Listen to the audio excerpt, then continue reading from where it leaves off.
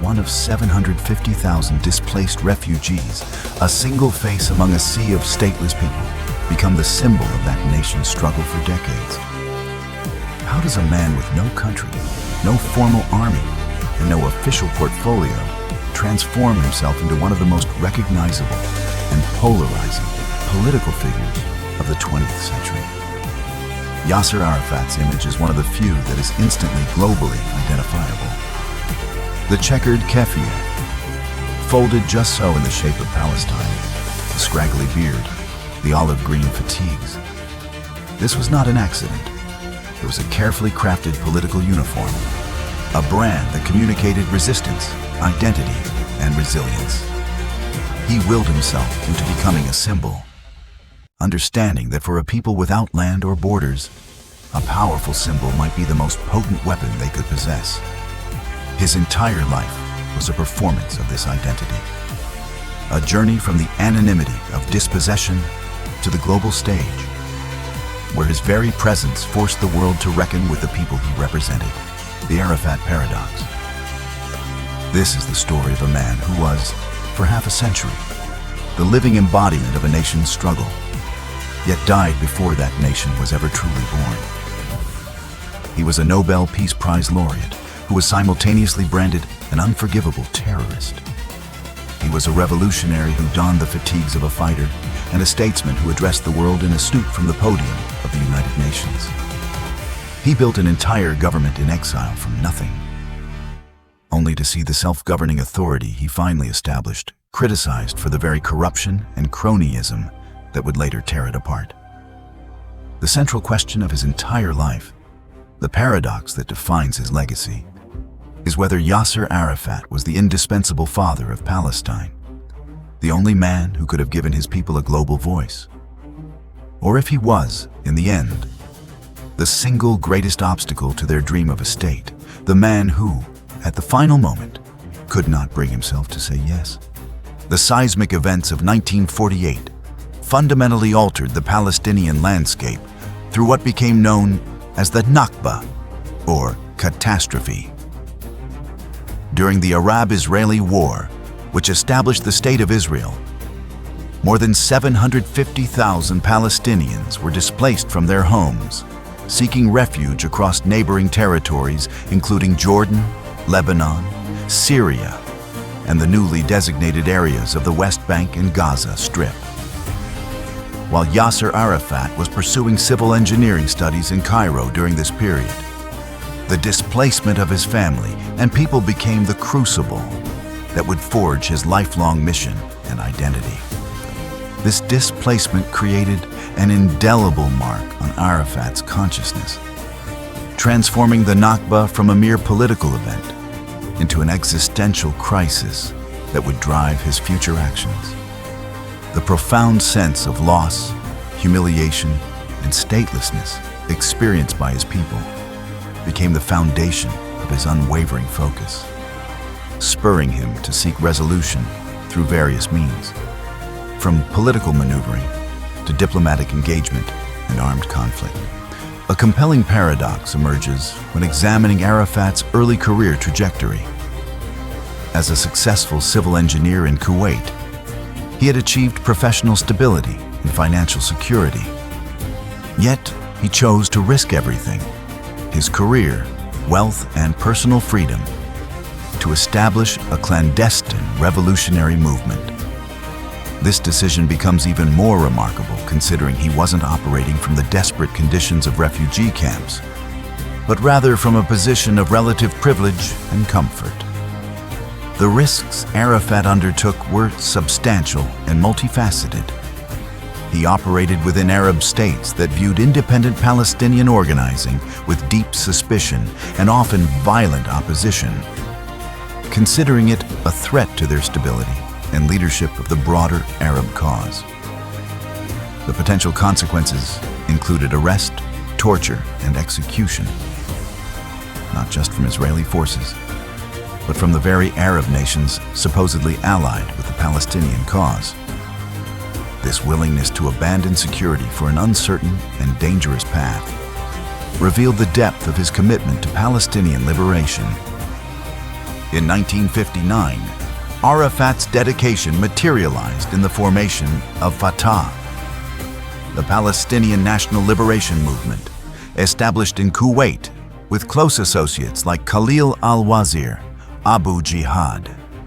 The organization's name, meaning conquest or opening, represented a revolutionary break from the dominant pan-Arab ideology championed by Egypt's Gamal Abdel Nasser, while the prevailing belief held that Palestine would be liberated through unified Arab military might. Fatah advocated for Palestinian self-determination through their motto, "Liberation of Palestine by Palestinians." This ideological stance marked the birth of modern Palestinian nationalism, asserting an independent agency that would reshape Middle Eastern politics. Fatah's approach challenged the existing paradigm where the Palestinian cause had become a political tool manipulated by other nations, instead placing Palestinians at the center of their own struggle for liberation. The Battle of Karameh in March 1968 proved to be a transformative moment for both Arafat and the Palestinian resistance movement. When Israeli Defense Forces launched a major offensive against the Karameh refugee camp in Jordan, targeting Fatah's Fedayeen fighters and Arafat himself, they encountered unexpected resistance. Despite having superior military force, including tanks, armored vehicles, and paratroopers, the IDF faced fierce opposition from Fatah fighters armed primarily with rifles and RPGs, supported by Jordanian artillery. Arafat's decision to stand and fight, rather than retreat into the mountains as advised by the Jordanian army, proved strategically significant. Though the camp was ultimately destroyed, Fatah's fighters managed to inflict substantial casualties on the Israeli forces, destroying tanks and killing numerous soldiers. The IDF's failure to capture Arafat and the unexpected resistance they encountered transformed what could have been a crushing defeat into a powerful propaganda victory. This battle demonstrated Arafat's masterful understanding of political theater and narrative control. He recognized that symbolic victories and displays of resilience against overwhelming odds could carry more weight than traditional military success in terms of recruitment, funding, and morale. The Battle of Karameh elevated Fatah from relative obscurity to regional prominence, establishing Arafat as a legendary figure in the Palestinian resistance movement and proving that Palestinians could effectively stand against superior military forces. The Battle of Karameh in 1968 marked a pivotal moment in Palestinian history, transforming both the movement and its leader, Yasser Arafat. Though technically a military defeat, with the camp destroyed and significant Fatah casualties, the battle became a defining propaganda victory. The sight of Palestinian fighters holding their ground against the Israeli Defense Forces, IDF, electrified the Arab world, particularly significant given the devastating Arab defeat in the Six-Day War just a year before. The resilience shown by a few hundred Palestinian fighters against one of the world's most formidable military forces created an entirely new narrative of Palestinian resistance. This single battle birthed the powerful myth of the Fedayeen, the Palestinian freedom fighter, and catapulted Arafat from an underground leader to a symbol of Palestinian resistance. The impact was immediate and tangible. Thousands of young Palestinians rushed to join Fatah, while financial support poured in from both the Palestinian diaspora and Arab states. Arafat had successfully demonstrated that Palestinians could fight their own battles, transforming himself from the leader of a secret cell into the commander of a people's army. However, this newfound strength soon became a double-edged sword. By 1970, the PLO, under Arafat's leadership, had established what amounted to a parallel state within Jordan. The situation became increasingly untenable as Fedayeen fighters openly carried weapons in Amman, established checkpoints, collected unofficial taxes, and operated their own justice system. This direct challenge to Jordanian sovereignty created an explosive situation that King Hussein could not ignore. The PLO's growing power base represented an existential threat to the Hashemite monarchy, with tensions escalating through multiple assassination attempts and hijackings by radical Palestinian factions. The tension culminated in the tragic events of Black September 1970. A brutal 10-day civil war erupted as King Hussein ordered his army, the same force that had fought alongside the Palestinians at Karameh, to crush the PLO. The refugee camps were shelled, and fierce street battles engulfed Amman. Despite their previous success, the Palestinian fighters proved no match for Jordan's organized military force. After a series of failed ceasefires, the PLO was definitively expelled from Jordan, forcing Arafat to relocate his operations to Lebanon. This defeat had far-reaching consequences beyond the immediate military loss. Most notably, it led to the formation of the Black September organization, a radical splinter group disgusted with Arafat's failure. This group would later perpetrate the notorious attack on Israeli athletes at the 1972 Munich Olympics, an action that would permanently associate the Palestinian cause with international terrorism in many people's minds. A defining moment in Arafat's career came in 1974, when he addressed the United Nations General Assembly. His famous declaration, "I have come bearing an olive branch and a freedom fighter's gun. Do not let the olive branch fall from my hand," perfectly encapsulated his dual identity as both warrior and potential peacemaker. The speech itself was a masterclass in political theater, from his carefully chosen attire, military fatigues paired with a jacket, his trademark keffiyeh, and an empty pistol holster, to his strategic messaging. Each element was carefully calculated to present the image of a revolutionary leader who understood the rules of diplomatic engagement. This UN appearance represented a significant diplomatic breakthrough. As the first leader of a non-state organization to address the General Assembly, Arafat's very presence signified de facto recognition of the Palestinian cause. The speech successfully transformed his image from that of a guerrilla leader to a legitimate statesman, leading to the UN's recognition of the PLO as the sole legitimate representative of the Palestinian people. It placed Palestine firmly on the global agenda, not merely as a refugee crisis, but as a national question demanding a political solution. By 1982, Arafat had established another powerful base in Lebanon, complete with bureaucratic structures, social services, and military capabilities. This Fatah land posed such a threat to Israel that it prompted Operation Peace for Galilee in June 1982. While officially aimed at creating a 25-mile buffer zone to prevent PLO rocket attacks, the operation's actual scope was far more ambitious. Under Defense Minister Ariel Sharon's direction, Israeli forces advanced all the way to Beirut, aiming to destroy the PLO's infrastructure, suppress Palestinian nationalism, and install a pro-Israeli Christian government in Lebanon. The Israeli invasion was a lightning-fast operation that demonstrated their military superiority. Their forces rapidly advanced through Lebanon, easily overcoming UN peacekeepers and Syrian military positions to reach Beirut itself. The resulting 88-day siege of the city would become another chapter in Arafat's legend as the ultimate survivor, a leader who repeatedly faced seemingly insurmountable odds, yet managed to persist and maintain his influence over the Palestinian cause.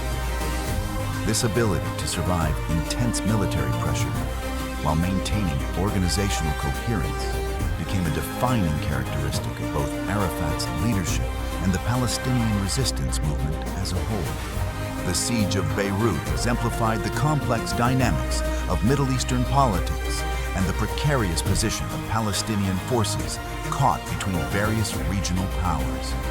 It also highlighted Arafat's remarkable ability to transform military defeats into political victories, maintaining his relevance and leadership even in the face of overwhelming military force.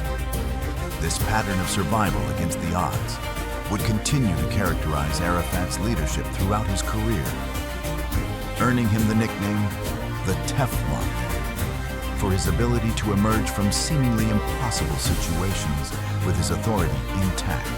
The siege of West Beirut in 1982 marked a critical turning point in the Palestinian struggle. Yasser Arafat's leadership. For 88 grueling days, Arafat and his PLO forces, along with thousands of Palestinian and Lebanese civilians, endured relentless bombardment from Israeli air, land, and sea forces. The situation was dire. Basic utilities were cut. Food and water became scarce, and civilian casualties mounted daily. Throughout this ordeal, Arafat maintained his defiant stance from within his bunker complex, constantly moving to avoid targeted assassination attempts while giving interviews and vowing to transform Beirut into a new Stalingrad. His resistance became symbolic of the Palestinian cause, even as the modern capital city around him was systematically destroyed.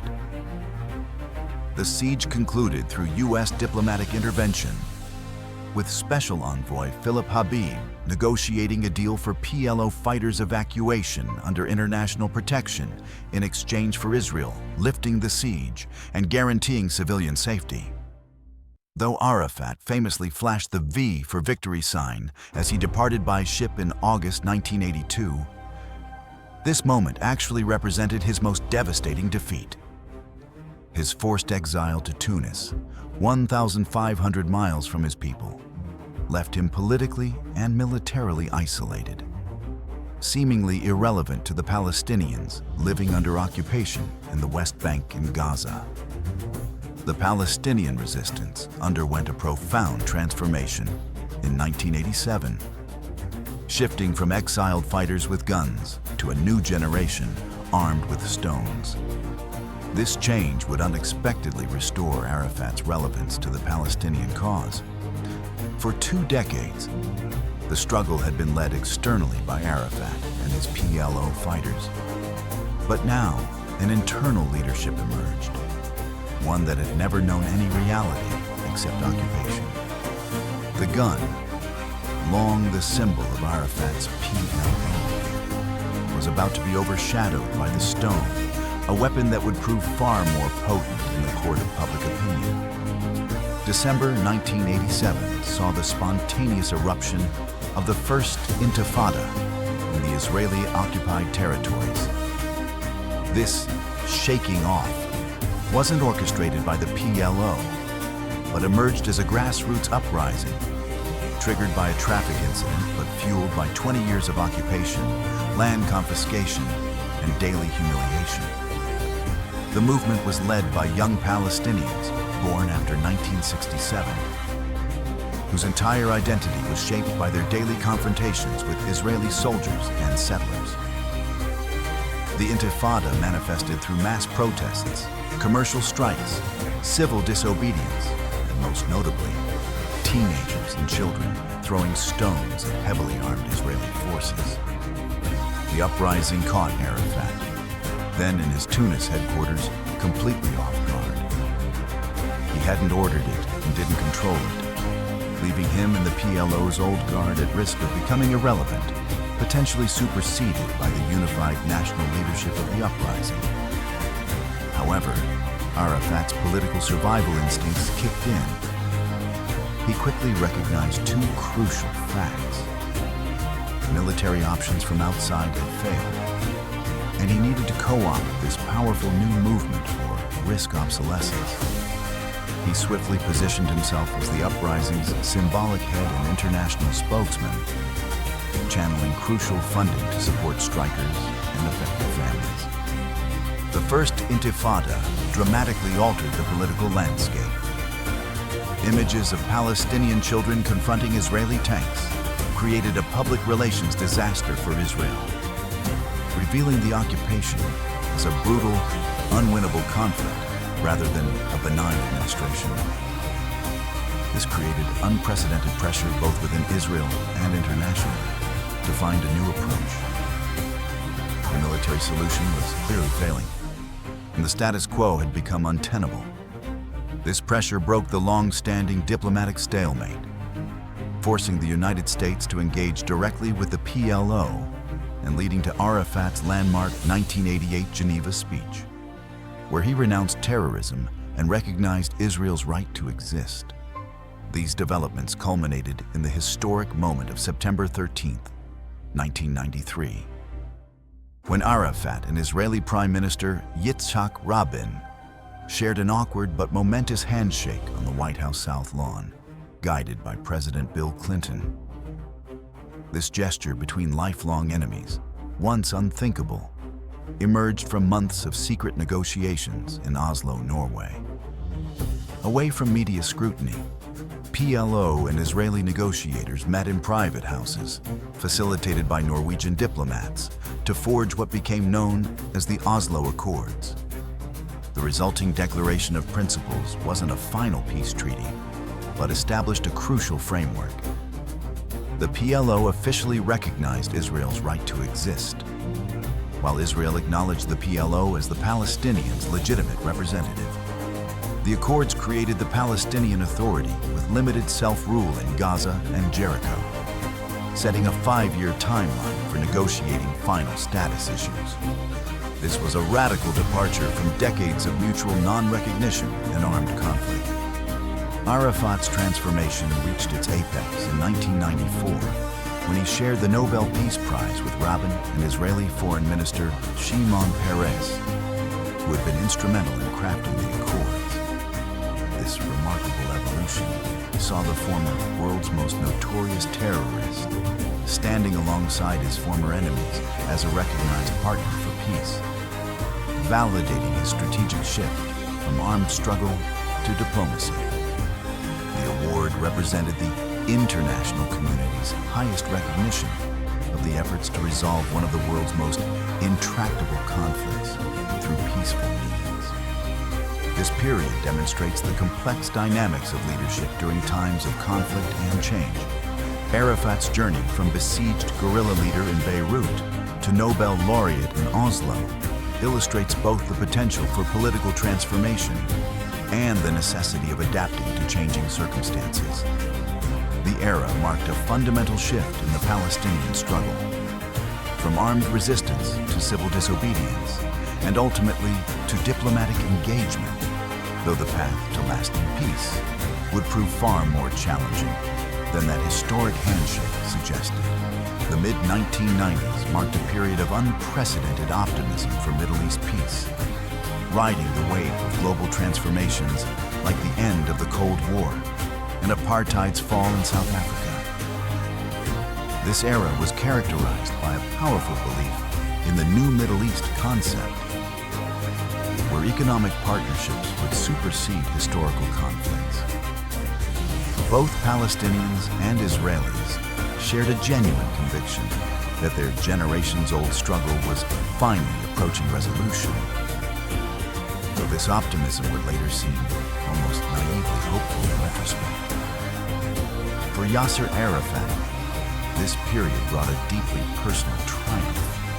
After 27 years in exile across Jordan, Lebanon, and Tunis, his July 1994 return to Gaza represented a transformative moment. The image of the boss, al-Rais, kneeling to kiss Palestinian soil, no longer as an outsider, but as a governmental leader, captured the historic significance. Massive crowds greeted him, marking his evolution from a distant symbol to a tangible leader among his people. This homecoming represented the culmination of his life's work, the transition from revolutionary in exile to president at home. However, this transition from revolutionary leader to state builder proved immensely challenging.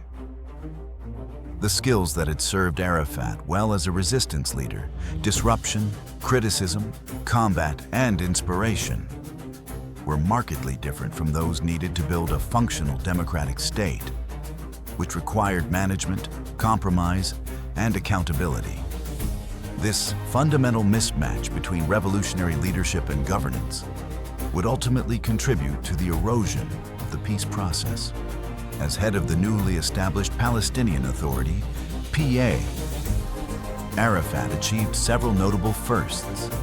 His 1996 victory in internationally monitored elections made him the first democratically elected Palestinian president.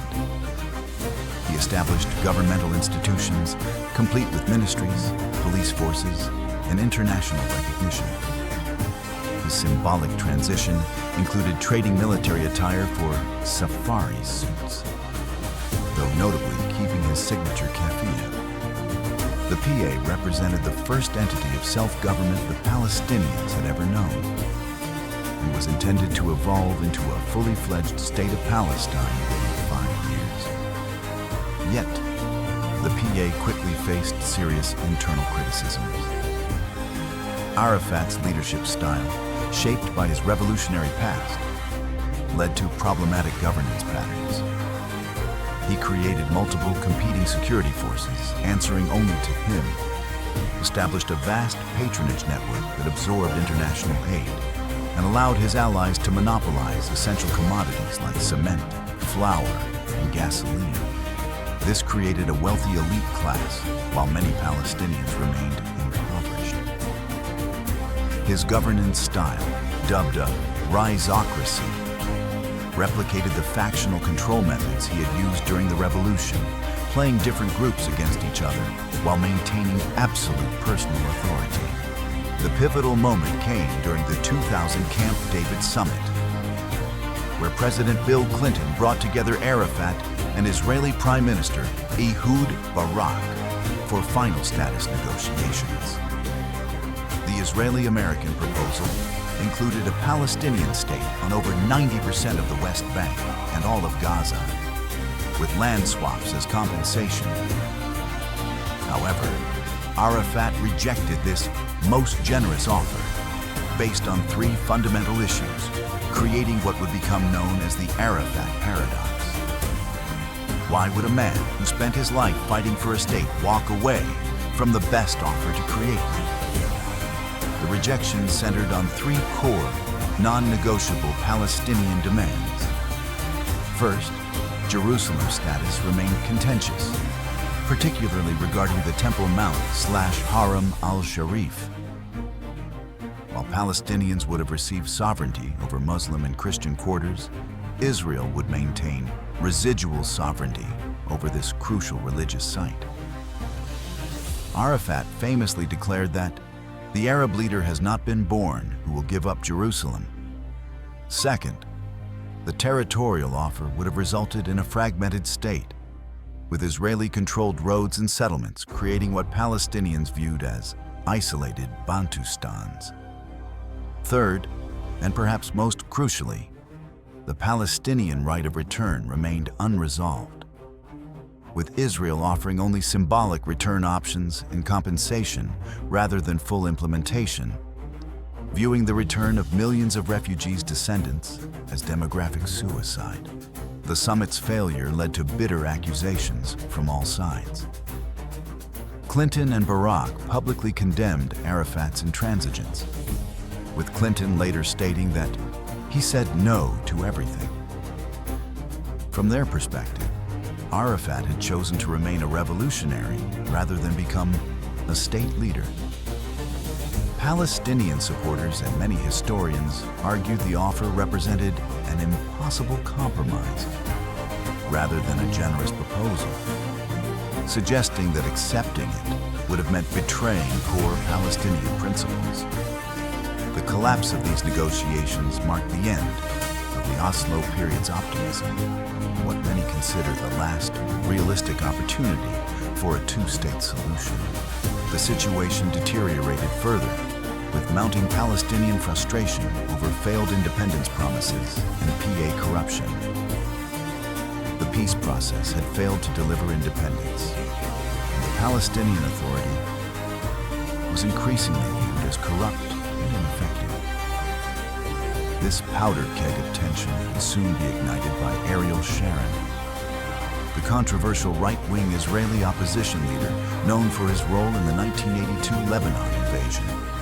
The hope that had characterized the Oslo period was rapidly giving way to a new cycle of conflict and despair. This pivotal period demonstrates how the transition from revolution to governance, combined with deeply entrenched historical and religious disputes, can derail even the most promising peace initiatives. The failure at Camp David marked not just the end of negotiations, but the collapse of a broader vision for regional transformation that had seemed tantalizingly possible in the aftermath of the Cold War. The brief, shining moment of optimism that characterized the mid-1990s would give way to renewed conflict, highlighting the complex challenges of transforming revolutionary movements into effective governing bodies and resolving deeply rooted historical conflicts. The final years of Yasser Arafat's life marked a dramatic descent from celebrated peacemaker to isolated pariah. The spark that ignited this downward spiral came in September 2000, when Ariel Sharon's provocative visit to the Temple Mount Haram al-Sharif complex triggered what would become the Second Intifada. Sharon arrived with a 1,000-strong police guard at this highly contested religious site, which Palestinians viewed as a direct challenge to their sovereignty, unlike its predecessor. This uprising was immediately militarized, characterized by intense firefights and devastating suicide bombings carried out by various Palestinian factions, including Hamas, Islamic Jihad, and even Arafat's own Fatah-linked Al-Aqsa Martyrs brigades. Israel's response was overwhelming, employing F-16 attack helicopters and massive military operations to counter the violence. The Bush administration, along with many others, accused Arafat of deliberately orchestrating the violence, suggesting he was using terrorism as a negotiating tool after failing to achieve his goals through diplomacy. This accusation of turning on the faucet of terrorism would haunt Arafat's final years and fundamentally reshape his international standing. The situation reached a critical point in 2002 when Israel launched Operation Defensive Shield, following a series of particularly deadly suicide attacks against Israeli civilians. This operation effectively dismantled the Palestinian Authority's infrastructure and confined Arafat to his presidential compound, the Muqata, in Ramallah. Israeli bulldozers systematically destroyed most of the compound, leaving Arafat trapped in just a few rooms, a powerful symbol of his diminished status. The man who had survived the siege of Beirut now found himself besieged in what was supposed to be the capital of his future state. A bitter irony that highlighted the collapse of the peace process. For the final 2 years of his life, Arafat remained virtually imprisoned in these ruins. The international community, led by the United States, had completely sidelined him, declaring him an obstacle to peace and a failed leader. They began working with other Palestinian figures, notably Mahmoud Abbas, effectively bypassing the man who had been synonymous with the Palestinian cause for 3 decades. The once celebrated Nobel Peace Prize winner had become a pariah, watching helplessly as the world attempted to forge a path to peace without him. The circumstances of Arafat's death in 2004 remain controversial and shrouded in mystery.